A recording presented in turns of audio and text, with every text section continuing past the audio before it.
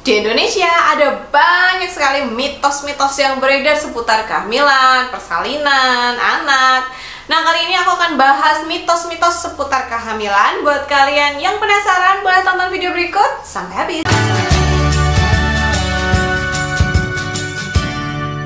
Datang di Kriwil Live, ngobrolin kesehatan bareng aku, Bidan Kriwil. Hari ini kita akan ngobrolin soal mitos-mitos seputar kehamilan yang memang banyak banget beredar. Dan semoga setelah menonton video ini, ibu-ibu semua bisa tahu kalau ya sebenarnya nggak semua mitos itu benar sih, gitu. Yang pertama adalah ibu hamil atau ibu menyusui tidak boleh tidur di pagi hari karena itu akan menyebabkan darah putih naik ke kepala dan itu bisa berujung kebutaan. Sebenarnya ini jelas merupakan mitos. Seperti yang sering aku bilang, darah putih atau leukosit itu biasanya naik atau angkanya menjadi tinggi ketika di dalam tubuh kita ini ada suatu infeksi atau suatu penyakit. Karena memang sel darah putih atau leukosit ini berperan sebagai tentara gitu ya, yang memerangi kalau misalnya di dalam tubuh kita ini ada infeksi. Nah, tentu saja kalau misalnya ibu itu tidur pagi atau di siang hari, tentu tidak akan menyebabkan leukosit ini naik gitu. Jadi sebenarnya itu adalah mitos. Tetapi kalau seandainya ibu-ibu ini memang kebanyakan tidur gitu ya, dari pagi, siang, malam itu tidur terus, tentu itu tidak baik untuk kesehatan. Jadi tidurnya memang secukupnya saja. Banyak ibu hamil yang memang mengalami kesulitan tidur saat malam hari. Misalnya karena posisi tidurnya yang tidak nyaman, insomnia, gelisah memikirkan persalinannya nanti, atau memang karena nggak bisa gitu tidur saat malam hari, sering pipis misalnya. Nah, dalam kasus seperti itu tentu saja saat pagi atau siang hari ketika ibu merasa lelah, ibu boleh beristirahat.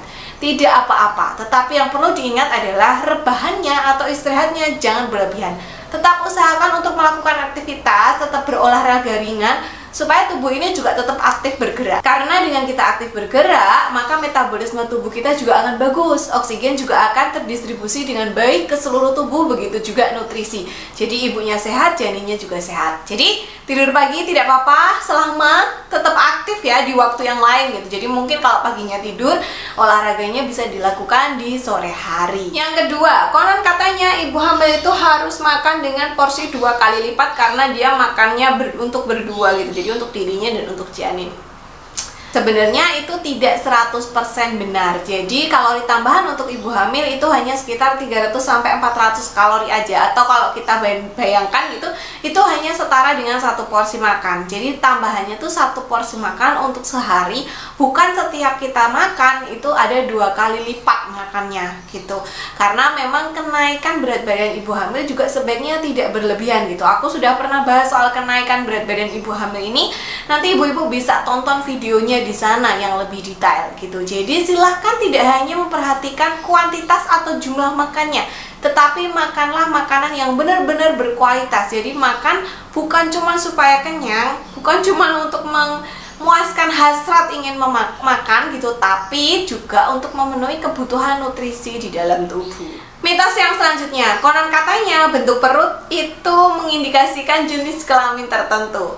Faktanya, bentuk perut itu sebenarnya dipengaruhi oleh usia kehamilan, kondisi perut ibu gitu. Jadi kalau ibu-ibu pernah dengar ada orang yang hamilnya perutnya gantung, nah itu dipengaruhi oleh kondisi perut ibu dan posisi janin. Apakah dia melintang, apakah dia sungsang, apakah dia oblik gitu. Jadi bentuk perut tidak dipengaruhi oleh jenis kelamin, mau laki-laki atau perempuan, bentuknya bisa sama aja gitu, tergantung 3 hal yang sudah aku sebutkan tadi.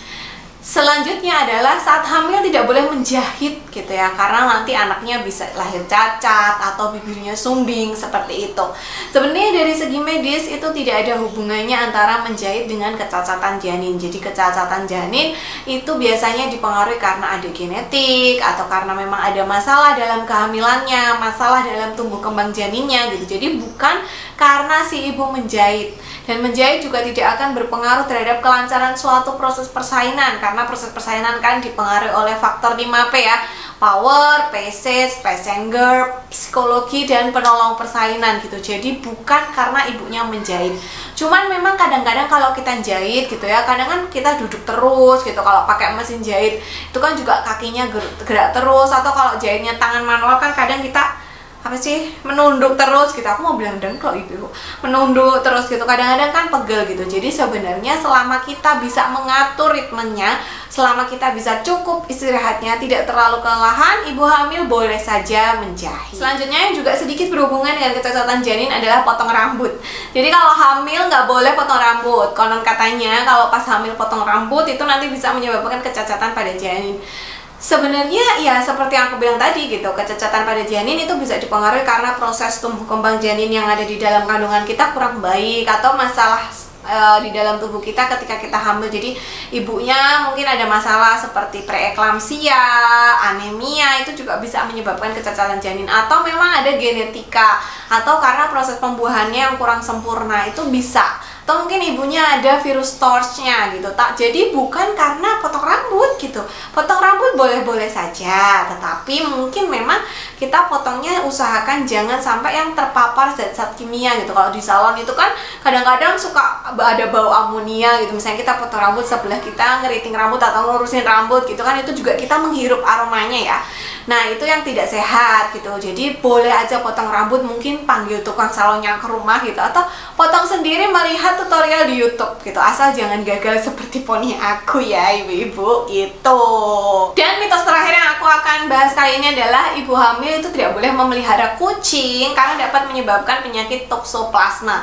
Jadi sebenarnya ibu hamil itu boleh saja memelihara kucing, tetapi pastikan kalau bisa kucingnya sudah divaksin. Selain itu jaga selalu kebersihan kandang dan kotoran hewannya ini harus sering dibuang gitu.